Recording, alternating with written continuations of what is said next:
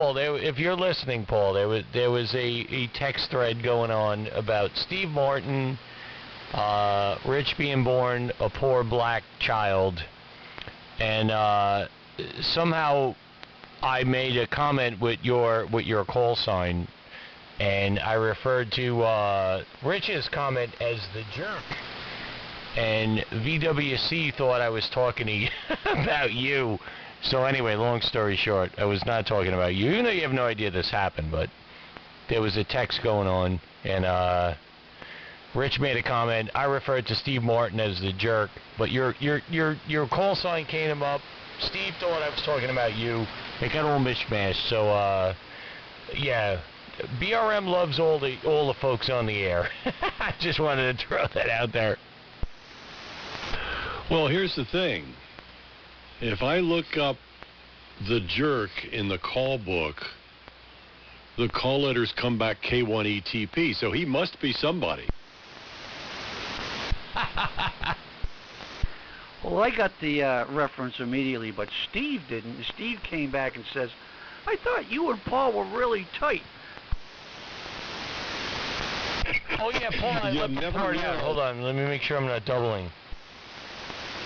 Yeah, so Rich made the comment about the, born as a poor black child, and then he said, oh, VJB's on 7290, and when I responded in the text, I said, oh, the jerk, and then Steve picked it up thinking I was referring to you on 7290, but I was referring to Rich's comment about the poor black child being born.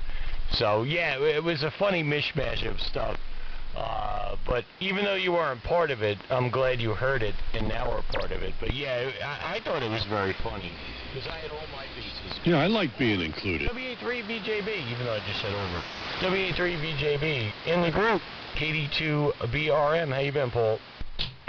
Don't be talking shit about me, KB1VWC. I knew exactly what he was talking about. Man. I just wanted to bust your balls. They're coming out of the woodwork. Yeah, sure, Steve, sure. Wow, I just heard Rich, Paul, and Steve all at the same time. Pretty much zero beated. Gotta love those Apaches, not the solid-state versions. This is the solid-state version. And also we got N1YTN in there going, who has the patience of Job when he's in a QSO. Hello, Glenn. Sorry to throw a rock in the pond here. Oh, are you catching a wave? It's funny. Also, there's one more thing that I wanted to comment on about food texture, and before we move on. And I remembered another thing that I really like when it's prepared nicely and it's got a nice baked crust on it, but I cannot stand the texture of it. And that's tapioca pudding. Oh, it grosses me out to put that stuff in my mouth, but it's so good. All I can think of is I'm eating fish eggs. Oh, that's funny, because I just, over the weekend, I made home there, Rich. caviar with cream cheese on Ritz crackers. Talk about bougie.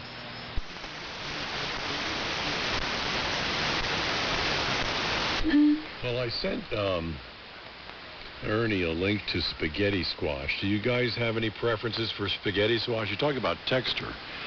Spaghetti squash. Yeah. I grew a bunch of spaghetti sauce a couple of years ago, and I was using it as a low-carb spaghetti.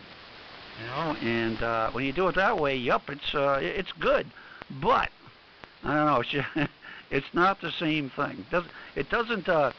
You know, spaghetti is very high carbohydrate, and it digests very quickly in your stomach, where the spaghetti squash does not. It's very fibrous, and it kind of just sits there.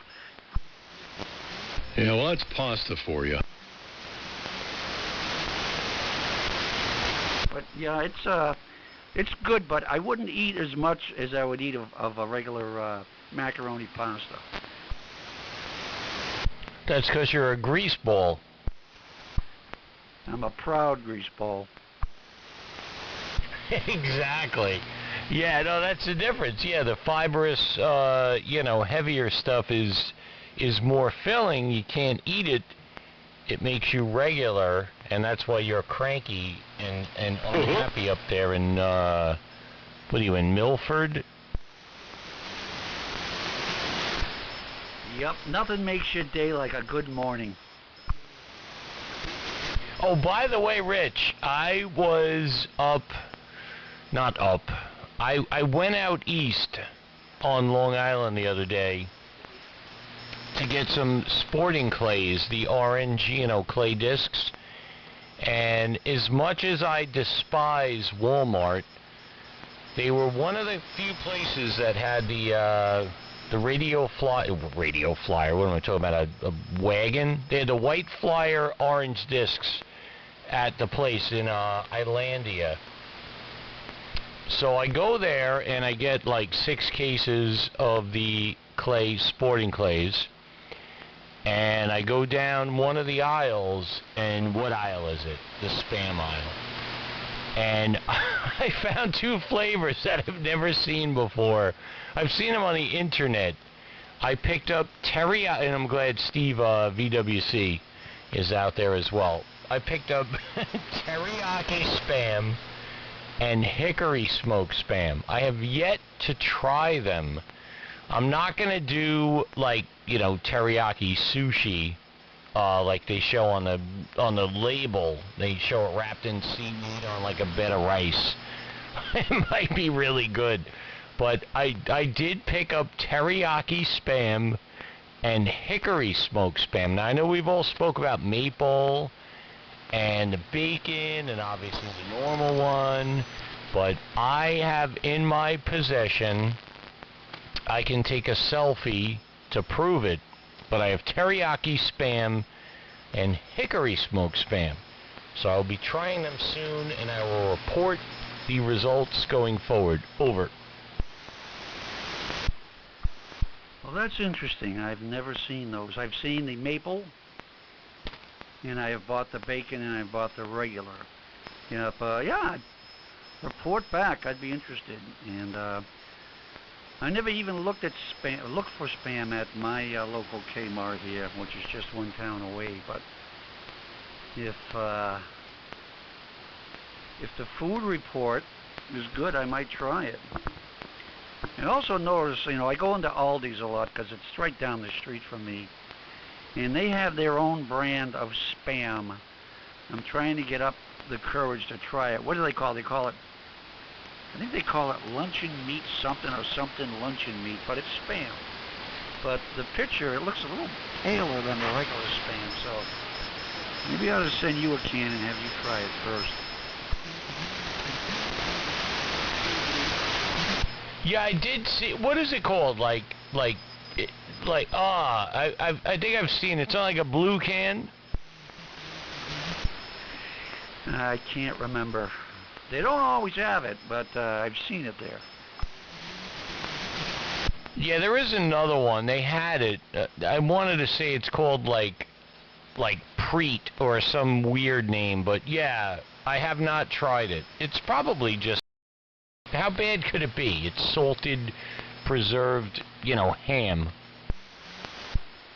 Yeah, it's salted, preserved ham stuff. Ham stuff. Ham food product. I don't want any spam in it. These meats, processed meats that have stuff in them are probably better for you than the, if you go out of your way and you buy, only certain parts of the animal type processed meat, because in the stuffed processed meat, you're probably getting organ meat and all sorts of things like that, tails, nose, claws, knuckles, and that's where all the nutrition is. Who knew Rich was a nutritionist as well? I thought he was an anatomy major. What do you want to know? Don't you remember that Goodfellas when Joe Pesci says, what do you want a wing? Not quite as flavorful as a beefsteak, but it's very good. Oh, yeah, I agree. My son-in-law's father he's from Maine, up north of Tim, and he applies for a moose tag every year, and one year he got one. And it's interesting, when you get a moose tag in Maine, you're just not good to go. You have to go where they tell you to go. And he had to go way up in logging country in north central Maine, but he did bag a moose. And he brought it home, and he had us over one weekend. And he a roast slowly in the ground. He dug a hole and filled it up with wood, let the wood burn for a few hours. And then he put the roast and baked beans. He was making baked beans, all that in one big iron pot, put it in the ground and buried it overnight. And we had it the next afternoon. And the roast was infused with the taste of the baked beans with the brown sugar and molasses and all that. And I'll tell you, that roast was delicious. But, you know, moose can be very gamey tasting, especially if you take a moose from the marsh. You get that marshy taste. Hey, you guys texting? This is in my pocket.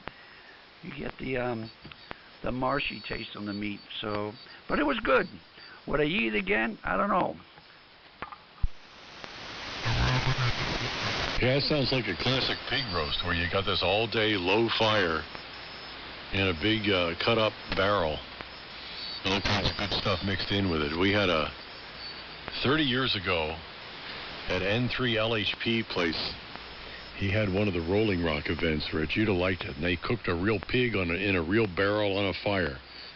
And there's pictures, but all the AM miscreants were there, and it was good. Was that back in Rochester, 1996? No, it's even older than that. This was like a month before we got married, so it was 94. I was being facetious with that comment. Those were nice pictures you posted, by the way, of the Fester on 96 there. Is that my strap? Yeah, it's kind of sad to know who's gone. It's kind of sad that you just strapped Rich Aroni. For him, anyway. All right, I'm selling all this stuff. See you guys later. I can handle Dave it. Nepper will buy it. You guys were talking about hanging on stuff for too long and it loses its market value. I'm still looking for some R12. Oh my God, Paul, man, I sold a 50-pound jug not too long ago to a local, a guy that works on, you know, old vintage cars, so I didn't feel bad, but, man, had I known, I would have got it to you. What do you got that has Well, I got R12 in it? Yeah, it's a 1964 Buick, Rich. It's my grandfather's Electromobile, deuce and a quarter. First, I got to fix the seals in the thing, or it would just kind of flow straight through. I did get a half dozen cans from the late Bill Claronimos. You guys might remember KD0HG. We were on in the middle of the night on 75, and I was mentioning the same dilemma of R12 going out of production. You know, just like Ernie pointed out, I'm getting all paranoid.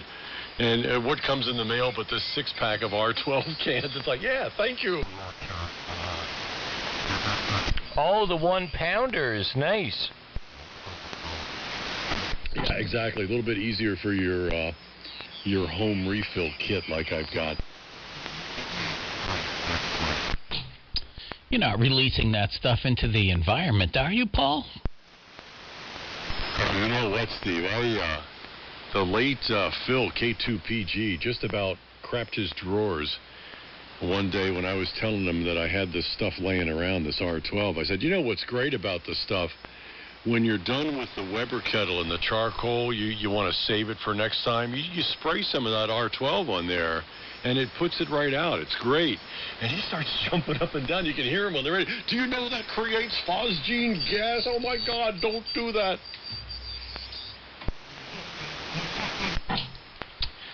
And you're making holes in the ozone layer, and you know wasn't that the 90s crisis or the 80s crisis? Which one was that? I can't keep track of the crises. I didn't realize Paul was a Nazi. I know I got at least one 1-pounder, Paul, that you're welcome to. Well, now I'm a Nazi. The other day I was born a small black child. What was it? I have one 1-pound can of R12, I'm pretty sure. Or maybe it's like a 22-ouncer or something. It's a tall boy can, I believe. Yeah, hang on to it. And don't just use it to put out your grill or something. I'm going to get these seals fixed one of these days to make it more of a summertime car as well, because, man, it gets hot. And right about now is when I bring it out and drive it somewhere, because I roll all the windows down. You just need to get yourself, one of the big 20-pound bottles of it and just permanently tie it in the passenger seat. That's all. Open the valve when you want to run the AC. That reminds me of the Pinto Valdez, the Henry Alarmobile. He had such a leak in it somewhere that he crafted a funnel in the passenger footwell with a gooseneck that went down the hole for the dipstick. And instead of having to stop every 100 miles, he would refill it while he was underway. Only Timmy would do something like that. Isn't that creative? I mean, that's the sort of thing I could do with a 20-pounder. That's the TIT engineering. Exactly. Well, I'm draining the rest of this Southern Tier Imperial Stout. It's a mocha, is what it's called. It's got a flavorful mix of coca. What else is in here? Whiskey barrel aged, and it's just a fine business brew. So, good stuff. Are you drinking that out of the bottle? Yeah, I'm slumming it. I usually use a frosty glass if I'm in the house, but no, this is in the dorm fridge out here in the radio lodge. It's part of my secret stash. Oh, that's kind of a waste. All aromatic beers have to be drinking out of the glass, so you can put your schnoz in the glass and get the smell as well as the taste. My roommate in college took speech, and he had to give a speech one day, so he gave a speech on how to drink beer. And, he gave it to me, as practice. And I learned a lot about how you drink beer, and you always drink beer out of a glass. Yeah, I agree. It's much better out of a glass. And I try to avoid these craft beers that are in a can, because I actually can taste the metallic difference between that and a glass bottle. Yeah, I'm with you. But I love drinking something like a PBR out of a bottle. I won't pour that in a glass. Real men drink PBR out of a bottle. Yeah, why dirty the glass for that? That's a good utility beer. It's like, it's like a 1978 Bronco 4x4. Yeah, Rich turns his nose on mortar shells. I'll see you guys later. I gotta go. Supper's on the table. Bye-bye. This is General White. Oh, man, I didn't get to visit with you much, Glenn. Hope you're doing all right. You gotta be a little quicker on the trigger here with this crowd, Yeah. See you later, Glenn. I can get mortar shells now. Narragansett, of all beers, is in my local Packy and mortar shells. Trying to get up the nerve to try it. In the word of Peter Gabriel, Glenn, supper's ready. Have a good afternoon. 82 BRM. All right, Ernie. We'll see you later. There, Glenn. Didn't get a chance to chat, but we'll catch you later. Enjoy dinner. No, I'm not leaving, Paul. No, Glenn's leaving. I was using my Peter Gabriel reference. I'm hanging. You can't get rid of me yet. When I'm on here, you can't get rid of me. Propagation has to get rid of me. Yeah, see you later, Glenn. So Ernie humbled himself today, Steve, and decided, to get on the air with all the great unwashed to still get on the air when it's above 70 degrees. Well, it's definitely not above 70 down here. It's about 62 and cloudy and windy still. Ugh. 64 here and overcast. Yeah, I only got on the air because my daughter stayed home from school today because supposedly she wasn't feeling good. But by 10 a.m. there was a miraculous recovery, which has probably happened with every single one of your children. 6:30 in the morning, I feel like death, Dad. 9:30, I feel like $1 million. So, yeah. So, she'll get away with that once. What homework assignment wasn't done? Test today. I think it was a spaghetti squash recipe or something. Oh, the spaghetti squash did her indefinitely. UA3VJB. KB1VWC. What's with the band? Did the son have a midlife crisis today? Doing great. Doesn't really matter. We're all holding up. We're not sidebanders that get all POTA and soda and all that crap. We're holding our own. So, I don't know. I haven't noticed anything. You guys are all strapping as usual. And don't remember dumps on the air. K1ETP. By the way, I was on here Saturday, and I called CQ, and a guy came back to me on AM, and he was a POTA station. He actually switched to AM to get a contact with me.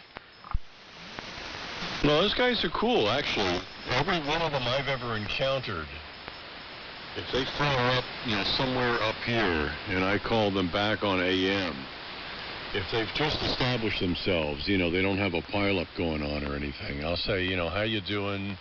Tell me about the park you're in. Just give me some flavor. And they'll switch over to AM and they'll have a chat. Well, it turns out one of the originators of the Parks on the Airwaves franchise, who says he has now worked about 15,000 contacts, has told me that they're supposed to watch out for AM activity at the top of 40 and defer to it. Now, I don't know whether that's written down somewhere in the constitution of the POTA Grand Poobah, but it explains why, at least in my experience, they're okay. It's like, all right. Well, this guy was running an Elecraft, and it sounded really decent on AM. Yeah, well, I told you the story about writing to Elecraft when they revised the firmware to include AM on their KA3, which is a very small portable battery-powered rig. I thought perhaps it was an awareness of AM activity, but it turns out it was a response to SWLs who wished to use that same transceiver for shortwave listening. But the guy said, oh, that's great. If it gets to be used on AM, so much the better. But that was cool.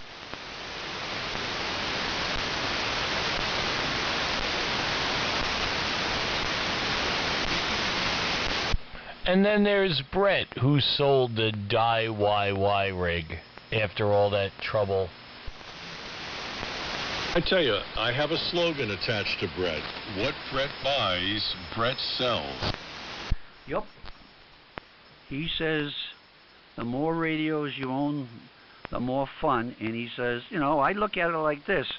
I'll buy a radio, I'll play with it for 6 months, then I'll sell it. And he says basically what it comes down to is, I rented the radio for 6 months for about $200. Well, you know what he's kept for a while now is that Russian transceiver. That actually has proven to be a fairly decent rig. I used to think, man, this guy must be loaded. He's buying a new rig every couple of months. And he's got his Verizon pension plan going. I think there's a new version of the Wolf coming out. There was something I saw online about the Chinese screwing with the original developer, but apparently there's supposed to be a newer version of the Wolf. So Brett will be the first to inform us of how well it works. But yeah, I commend guys that do that. I would like to do that kind of stuff. And I think in Brett's mind, in theory, it's not really about like spending the money or losing the money. I think it's about just, trying to find something and promote it. And, things that are good, he promotes. Things that are not good, he's like, meh, it is what it is. And, there's always going to be the other side of the QRZ family, or us guys, that are going to be like, whatever. But, I think it's really good. I love what he does. I would love to do that. I don't have the time to actually do that, and the knowledge, some of the things that Brett has corrected over the time, comes with experience. But I love what he does, so I think it's great, and I love to see the people, that get into pissing matches because they either support ICOM or Yesu or Bruce or whatever. And, they let their emotions take over their responses on QRZ. And Brett's just like, listen, guy, girl, I bought it. I tried it out. I'm not a retard. I know what I'm doing. I've done this, that, and the other thing. These are the problems. This is how I corrected it. And then he sells it and he moves on. And, hopefully people just learn from that. So I think it's great. So, anyway, I'll shut my lips going forward. No, I won't. I'm just shutting them for now. You know what I'm saying. KD2 BRM Frightened. Well, one of the things that's cool about 316, according to the computer. One of the things that's cool about Brett is that he tests these rigs on AM. And I try to leverage any recordings I make of him on the Wolf, or the FT701 or 710 or the Nuvo 75. I'll try and leverage those recordings on enthusiast pages that exist for, like, the Hermes Light or the Wolf. And I'll say, here's what it can sound like. And I won't necessarily say that it's on AM. I'll let the viewer or the listener figure it out. But he's like the only guy out there who specifically tests them on AM. Listens for the low end, listens for the high end, listens for the limiting, listens for the distortion. Nobody else is doing that with the kind of variety of rigs that comes through his place. So I try and post that stuff around for people to say, oh, look at that. It works on AM too. Yeah, that's great that you put a lot of videos out and the stuff that he's doing. And yeah, you're absolutely right. He's it's an honest review because he owes nobody nothing. He pays for the radios himself and gets rid of them when he's done with them. But he's also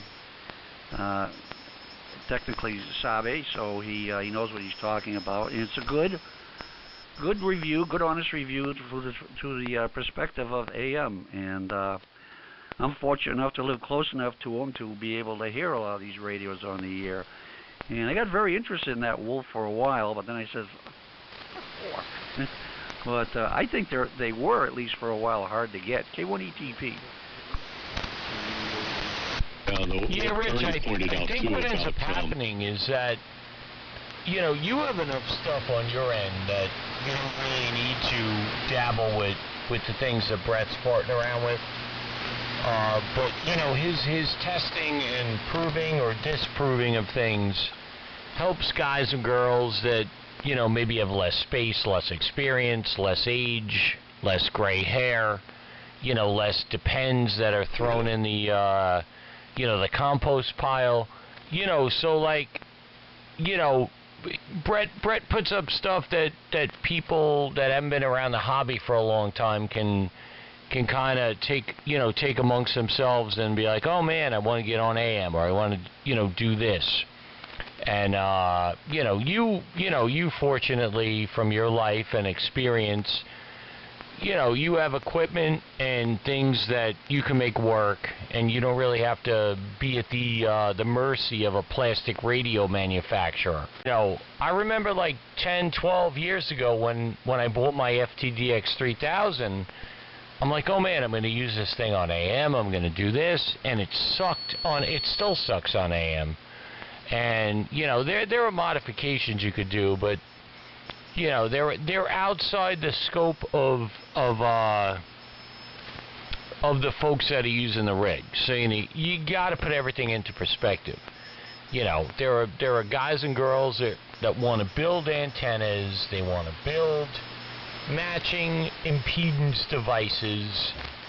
They want to build transmitters and receivers. Like, that's all cool. But, you get a guy or a girl that, lives in an apartment or has a small cookie-cutter property, and, they have a wife and they have young kids, and they want to get on the air and they want to enjoy a certain mode and a certain band, and they have to, there's a lot of red tape they have to fight through. So, when guys like Brett come on and disprove things or prove things and get everything going, it makes life a lot simpler. So, you as you well see on QRZ, there's the constant arguments of old folks versus new folks and modes and this, that, the other thing. But, if you get a 28-year-old kid that wants to get on AM and lives on a, 60 by 100 lot and only has X amount of stuff to work with,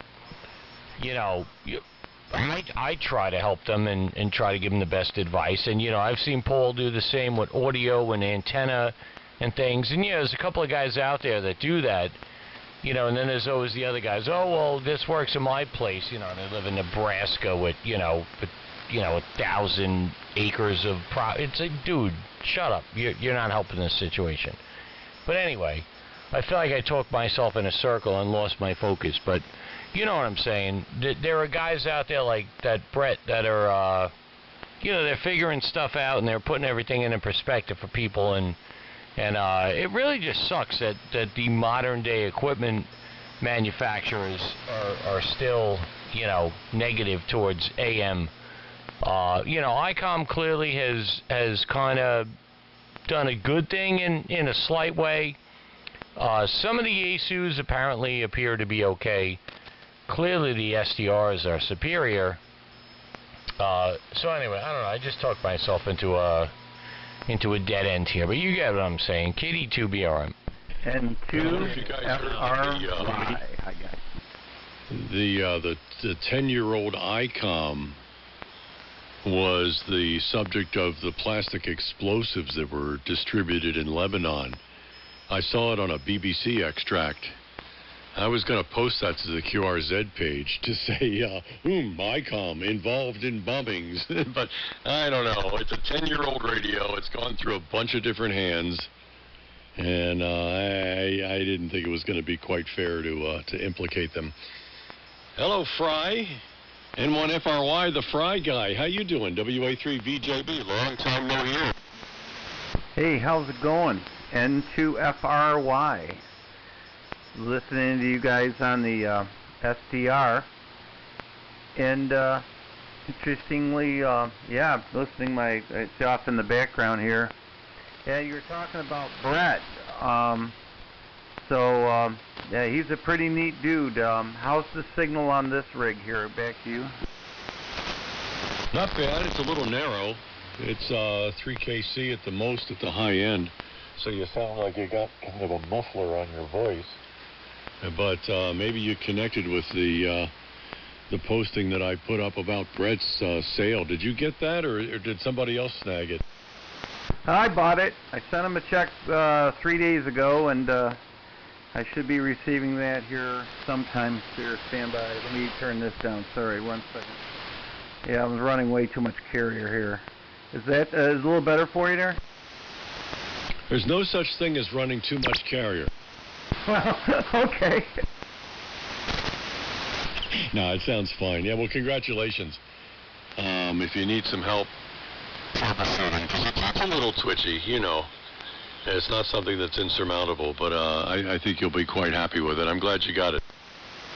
Oh, Roger, yeah. So I bought, and I acknowledge the other gentleman in there too. I heard you guys both beautifully on the SDR. Stand by a second. I just want to check something here. Stand by.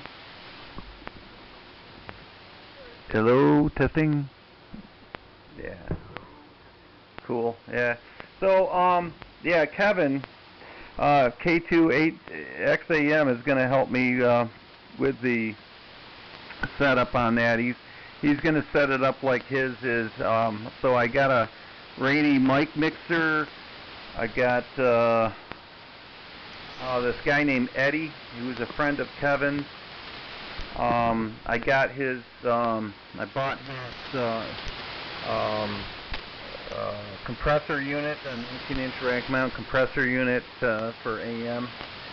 Got that microphone. Got to fix the 80-meter antenna yet. This one works fantastic on 40, so right now. But I'm gonna fix it so it works 40 and 80. Back to you. Yeah, that's great. Well, we got a bunch of guys in here, and you couldn't have a better technical support system than Kevin there, K2XEM. He's got like 4 of them.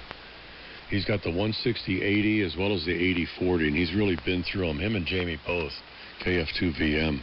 And you probably know about the 3705 group early in the morning where the two of them get on and kind of host a bunch of people coming through in the 7 o'clock hour.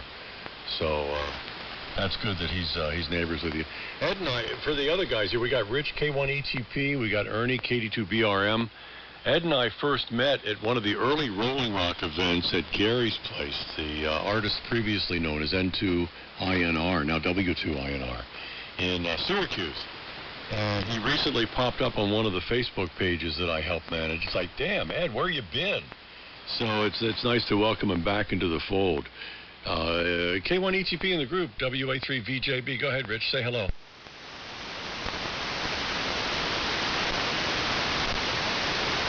Hey, Rich, how you doing? Hey, what's happening in here?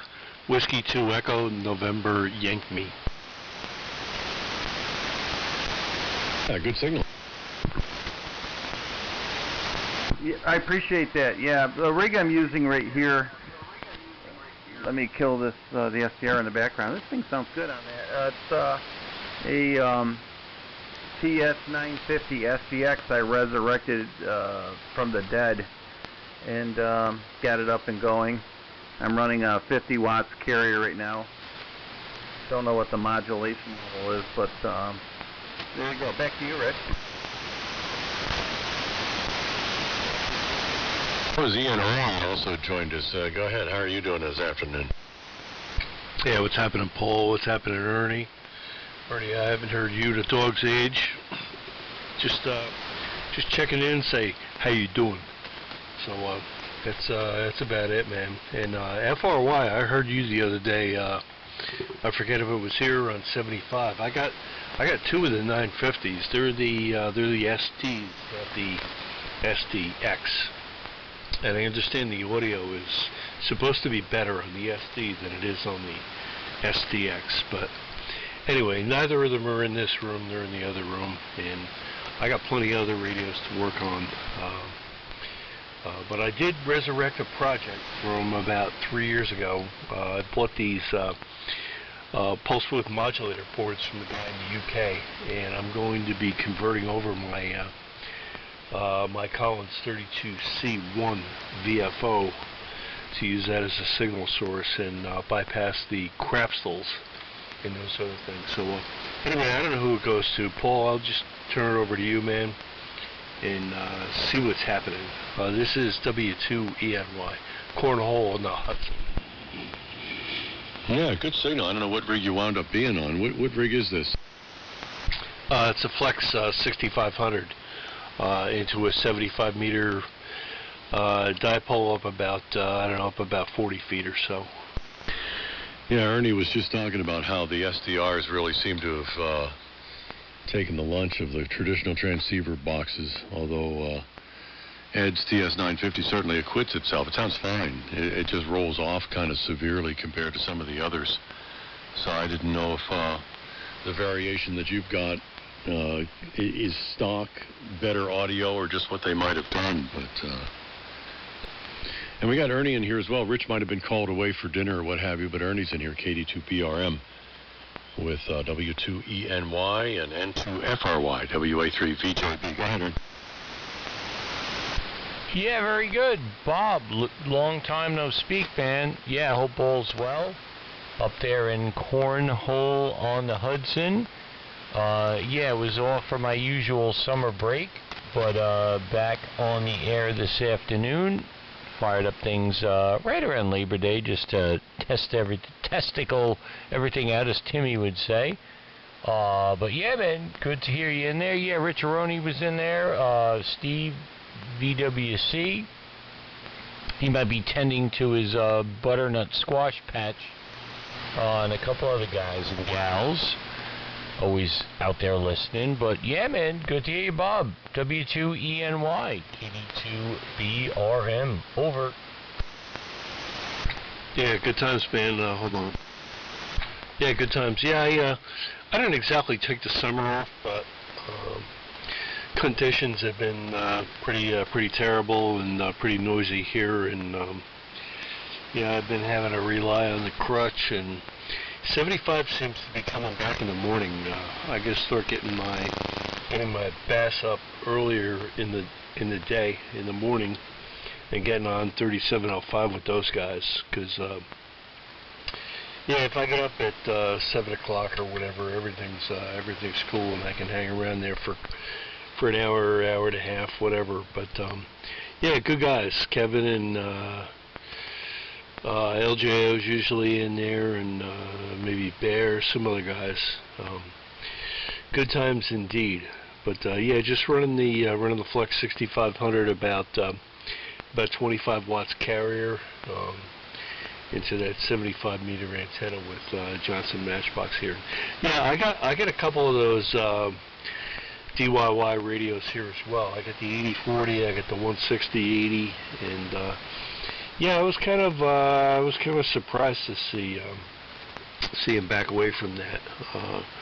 I've been listening to him play around with it up here on 40 for the last I don't know, the last month or whatever, and yeah, right, it doesn't warm up the shack for him during the winter months, but pretty cool stuff. And yeah, I have yet to put mine on the air, and I did the due diligence. I'm doing something a little wacky here.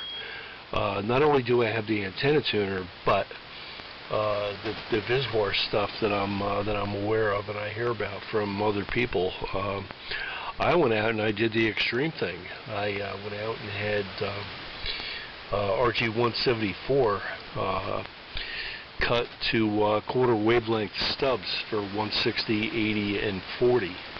And I'm going to put them in a little coaxial T there.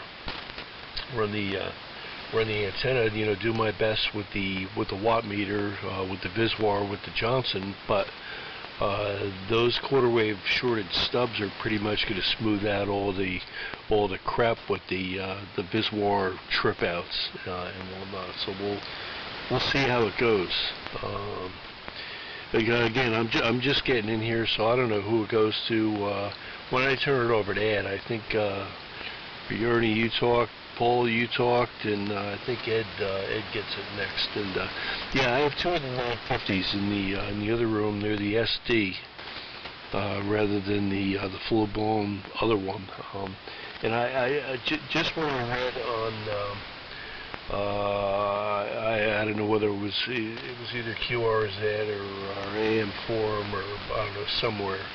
I understood that the SD was easier to deal with on AM, which I got plenty of other stuff here. And to Ernie's point, the old gear, yeah, I still got 4 Rangers here. I got 3 Valiants, and you know, if somebody needs a Valiant, I got 2 of them here that are that haven't been used in, I don't know, well, one hasn't been used in at least a year, and well, the price would definitely be negotiable on that. And I don't want to bring them down the street to that big steel cart that they have in their front yard when they're redoing that house.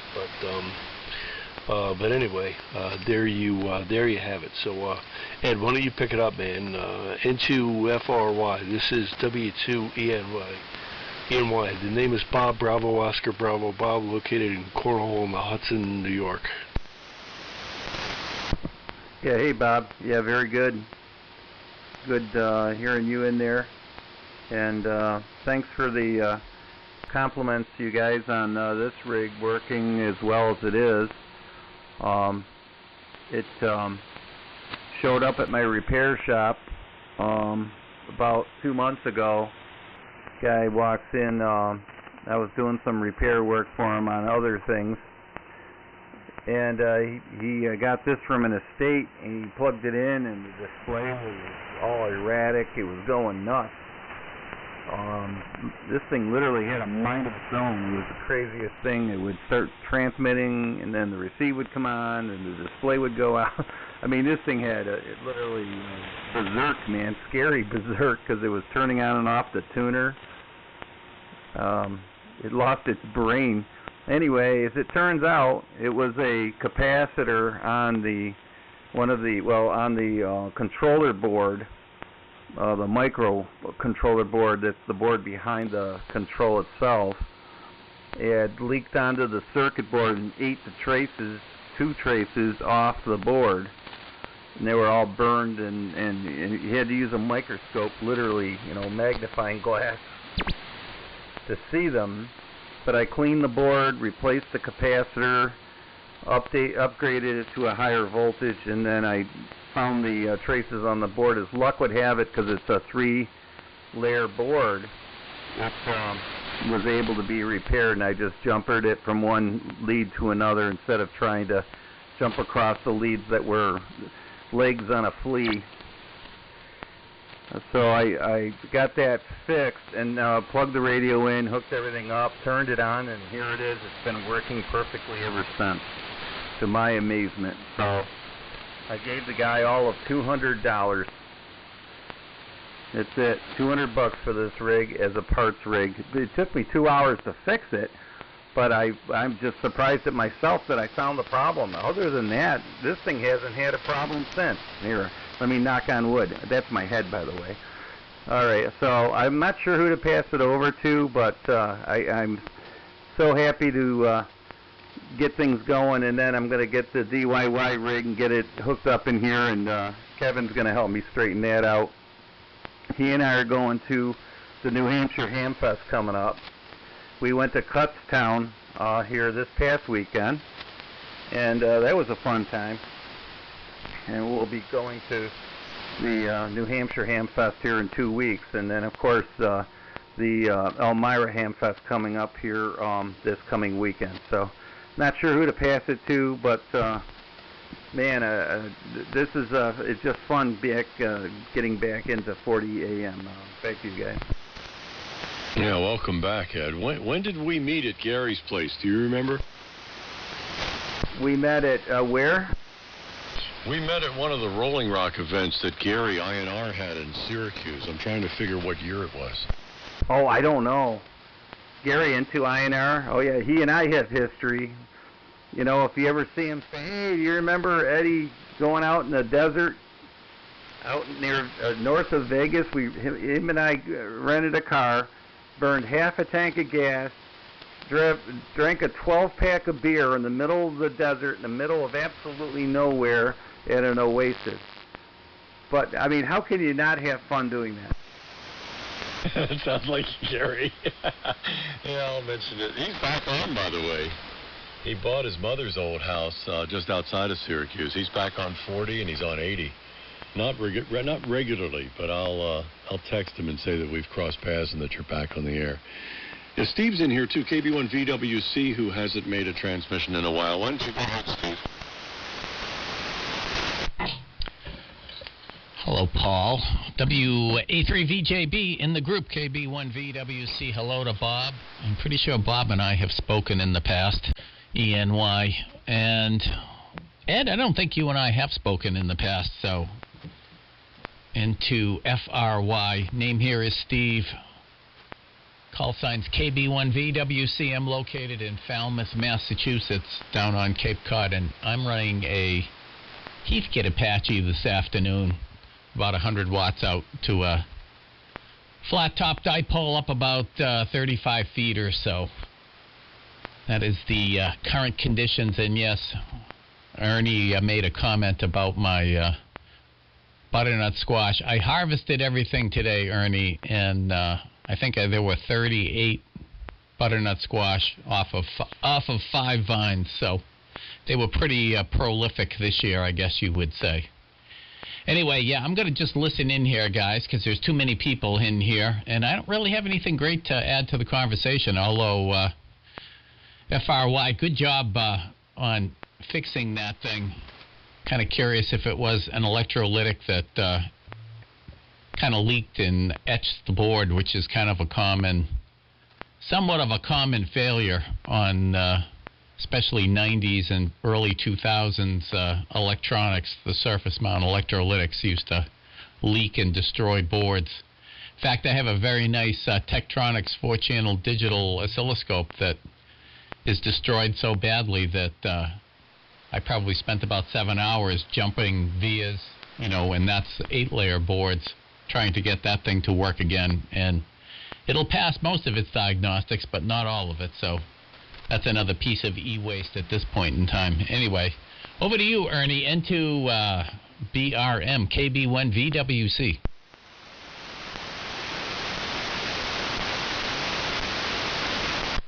Or not. K1ETP back. Yeah, Rich. We've got Ed in here, N2FRY. Bob, W2ENY, has joined us. Ernie's disappeared for a moment. Steve is in there, but in the listening mode. I'll comment quickly on Ed's project there, the TS950. Yeah, for $200. You've got that much in labor in that thing, it sounds like. But congratulations on the successful troubleshooting and repair. That's nice that you brought it back from the dead. Yeah, go ahead, Rich. I'm going to be thinking about heading for the door here myself. We're coming into happy hour in the house. K1ETP and the Spaghetti Squash Net, WA3VJB. Yeah, okay, Paul. This is K1ETP. The way I wound up with spaghetti squash in my garden was by accident. The plants at the Home Depot, I think that's where I bought them, were marked as zucchini. So I bought 2 of them, planted them, and I said, these don't look like zucchinis. So they were spaghetti squash, and there you go. So I made the best of it.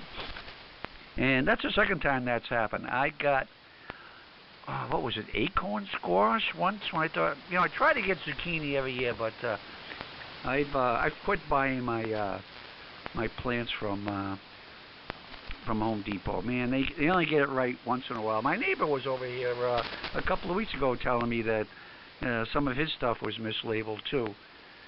So I have gone to, of all places, and had very good luck, is Walmart Garden Shop.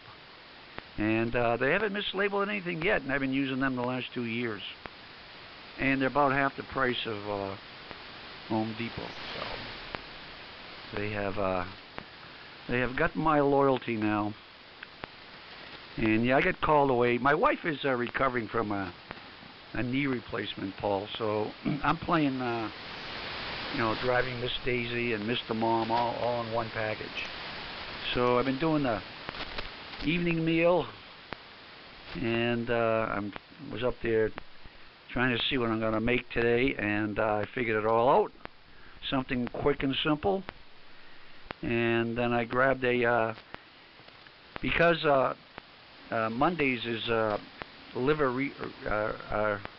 reconstruction day, or recuperation day.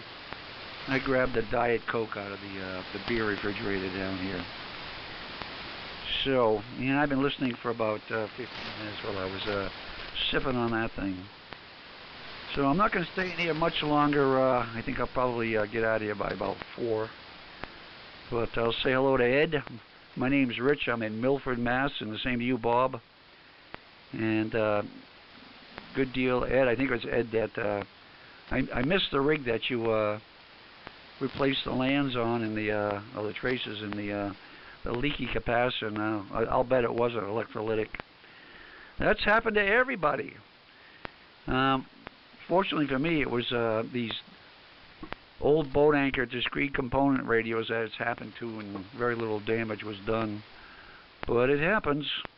It's also very cool when they blow up. I know some of the mods I've made on my my boat anchors. The voltage of the electrolytics are operating at the very hairy end, and every once in a while they'll complain. So who do I toss it to? Let me throw it over to you, Bob. I think that's right. I'm not sure. And W2ENY in the group. This is K1ETP. Yeah, what's happening, Rich? Hold on. All right, good. Yeah, what's happening, Richard Roney? Good times indeed. Just somewhat of a busy day at work today. Working from home. A couple of useless conference calls. Then I got one more tonight at 8:30 with the fish heads over in our factory over in China. It usually lasts about an hour. I take it on the iPhone upstairs, and but anyway, good times indeed. Yeah. I just figured I'd fire the radio up this afternoon. Static crashes and stuff have kept me off during most of the summer, and I haven't been real active. 75 meters has been perking up a lot. The mornings have been good. I listened to the Lonely Guys on Saturday. Steve with his usual strapping signal, and looking to get active on 75 again. That's gonna be fun, and you all here on 40 meters. Most of the time I just listen. I'm doing work stuff here, and I just have it on in the background. But yes, indeedy. And oh man, Ed, the electrolytic crap out all over the board with the toxic waste. Hopefully you were able to get in there with the X-Acto knife and just take a couple of resistor end scraps and solder it across the board to get things going. And I don't think it's so much voltage. I think it was just age and the stuff drying out. And that's one of the things that I like about tantalum capacitors.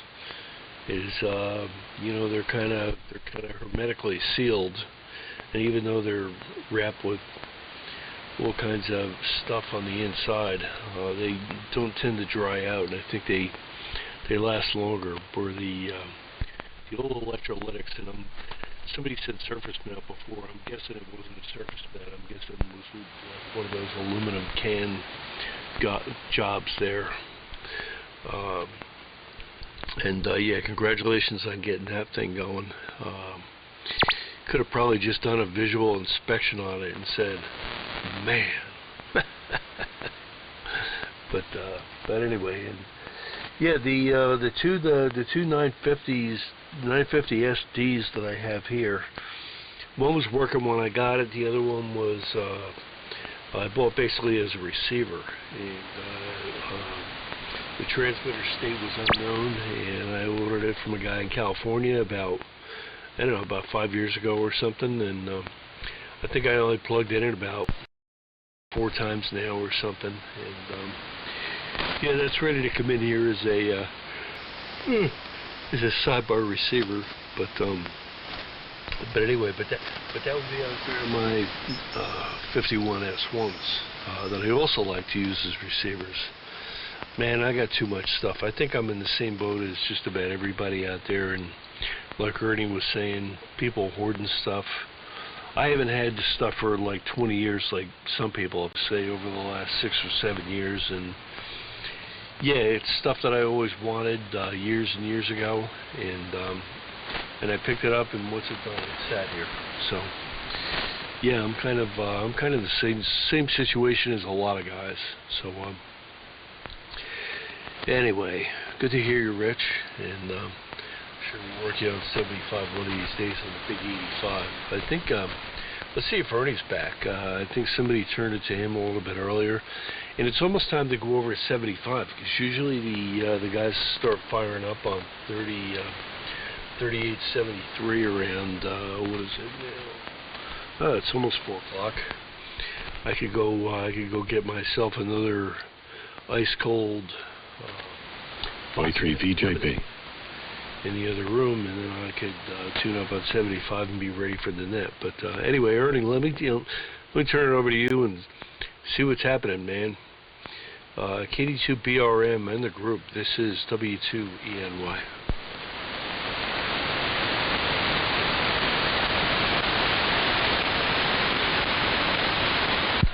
Oh no. Maybe Ernie's out at the bus stop. I don't know. Somebody pick it up, man. Ed or Steve. I think Steve, you said you were on standby. Why don't you pick it up, Ed? This is W2ENY. Yeah, I got to jump out of here, you guys. We'll catch you all later. See you on ETP. Yeah, see you later, Rich. I'm going to kind of head for the door here, too, like I said. Yeah, maybe Ernie's daughter had a relapse. You know, she called in sick at school today because there was a test or something unsavory going on. And maybe she's had a relapse just to convince her parents that she really was sick. I'm sick of school. Yeah, very good all the way around, gentlemen. Yeah, Ernie made quite a good point, didn't he, Bob? That we accumulate this stuff 20 or 30 years ago, and it just sits around for the longest time because we think we're not going to be able to get it. And then what happens is that now that we've got it, we don't do anything with it.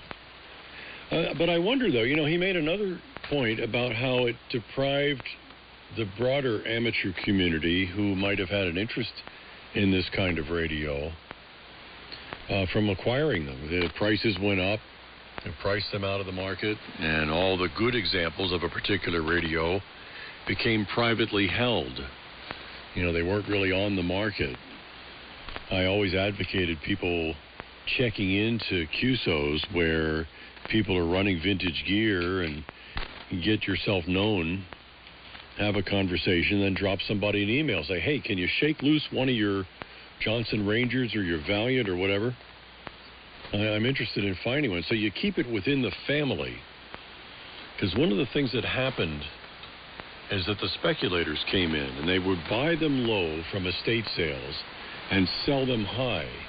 Flippers, or radio rug merchants, as we called them for a time. You know, like the Persian carpet guys that sell out of the hotel room downtown. Radio rug merchants. And that kind of affected the market in a very negative way, because what wound up happening is that only the rattle can repaints were on the market, and all the good examples of some transmitter or receiver were privately held and never showed up on the market unless you knew somebody. And that, of course, took a little bit of an investment of somebody's time and the sociability to get to know somebody that they would trust you not to flip it if they sold it to you at the family price. And now I have to wonder whether that time has passed and we'll all be selling things at a relative loss from when the market had peaked. But nonetheless, it's been a good ride for all of us. Most of us have gotten the radios that we've wanted. Bob, I also have a 51S1 Foxtrot, one of the rack mount versions that I use up on 10 meters. Nice radio. It's the only Junior Collins model I allowed into the house. I prefer the senior Collins models like the 32V or my 300G, the broadcast transmitter. But none of this Junior Collins stuff. And they hate it when I call them that, but the CCA and I had quite an argument years past that they were disfavoring the AM-capable gear in favor of what I started calling the Junior Collins models that were not capable of AM. They had degraded them. Oh, and they just, those fighting words. There's fighting words. Anyway, Ed, I'm going to text Gary your hello and give him the news that you picked up DTS's Super Senior. That'll be great. And maybe I'll catch you guys on in the morning, 3705, where I have the broadcast transmitter now parked. And you'll hear me on there on that. 73 for the time being. N2FRY and the group. Nice to hear you on, Ed. WA3 VJB Annapolis. Out of here for now. Yeah, N2FRY. Yeah, very good. I would love it if you let them know. I'd like to get a hold of them and see them again. Gee, I haven't seen Gary Well, I did see him actually at the Cortland, New York Ham Fest. I think a couple years ago he was there, but he didn't talk very much in regards to what he was doing or anything like that. But I'm glad to hear that he's back on the air and up and running, you know, and especially if he's at a different location from where he was at, because they went and built that big, you know, the string of houses right out behind his house, and he, you know, became very consolidated in his spot. So if he's got a better site for working, for sure. But gosh, I miss Gary. Like I said, he and I have history on some other things too. But yeah, well, that's for another time. All right, so I know everybody's jumping out of there. I got to go downstairs, and I got to go send, pardon my French or whatever language it is, I got to go send Biden an email, and hopefully it comes out the same way that you know, I send it. But got to go send him an email anyway. But I've got some other things to do. Looking forward to getting the DIY rig. Kevin. K2XAM there turned me on to the AM thing again. Also, by the way, the first time I ever saw a BC610 in existence was at Gary's house over there in Camillus. So I have a BC610. I believe it's the F model with the modulator deck and all the extra coils, and it belonged to Bob Raid up here, a guy named Bob Raid, great guy. And I'm going to be parting with that here pretty quick. Wife wants me to sell it. She says she can't deal with it after I'm dead and gone. She won't deal with it at all. She'll probably end up, you know, giving it to the metal guy. But if somebody's interested in such a rig like that, and it works well too. I've had it on the air, and the Timtron there said it didn't sound pissweak and yellowy. That was his compliment to that transmitter. Hi. 73 guys, N2FRY. Pass it over to Bob. Yeah, it's all good. I'm going to bail in a little bit anyway. Good times indeed. And yeah, the 368. Yeah, that is quite the monster. And I never had anything that large, and you know, I had my eye on a 30K some time ago, and I still have the 310. What is it? 310C1. The just a VFO from that. It's got it's basically the PTO and the 6AG7 follower buffer, and yeah, I got a couple of PWM transmitters that I bought from this guy in the UK a few years back, and my new goal is to repurpose the VFO and use that with some of the solid state gear and do the ultimate hybrid, do the tube style old school Collins Senior, not the Junior Collins, into the PWM rigs and do a 75A4 for receive. I don't know whether we're gonna put together a switching relay switch thing. I got plenty of butt boxes in the other room, and I got plenty of those hermetically sealed relays as well. That might be the way that I go, but we'll see how it goes. And I'll probably pair that with I have an amp supply LK500 in the other room that was converted to Russian tubes, the GI7B. So I can do about 125 watts AM out of that, and that would be kind of cool with about 8 watts drive from the PWM exciter. That would be kind of cool. But, anyway, I'm gonna bail, fellas, and yes, Paul, to your point, Frank GF said he passed along a comment. I don't know, I forget if it was a year ago or 6 months ago or whatever. One of the AM groups on Hatebook I was like selling a Ranger, and he's like, I had to like almost like pay the guy to take it from me at Nearfest last time. And you know, I'll tell you, I went to Nearfest a couple of years ago, and I was just like, you know, I used to go to it in the 80s, and it was great. There was all kinds of cool gear. And now it's like, man, you gotta like give stuff away. And I had a Collins 75A2 in the cabinet, and you know, I'd like drop my pants down to about $150 for it. This guy was jerking me around and stuff, and you know, rather than the guy just give me the money and taking it, oh no, he's got a grandstand. He's like, oh man, I've been looking for one of these for years, and this completes my collection. And I'm like, why did you just kick me in the balls to get it for that kind of price? I'll tell you, and stuff like that is the reason I'm not going to Deerfest this year, or probably ever again. So, and Sussex in New Jersey was sort of the same similar event. It's like I could have sold stuff on eBay and slept late on a Saturday morning than go to the Hamfest. So anyway, there you have it. There's my editorial opinion. And as far as sending an email with Joe Biden, I understand he likes the taste of clocks. So why don't you send him an email and have a nice time sucking your clock. So there you have it. And this is W2ENY, so you know where to send the letter. Not sure who's getting it. You know, I think Ed, you were bowing out. Paul, I think you were going. Steve, I think you were going, and maybe Ernie's back. I'm not sure. Anyway, I'm going to 75 in a little bit after I get another drinky poo. This is W2ENY. See you later, Bob. WA3VJB.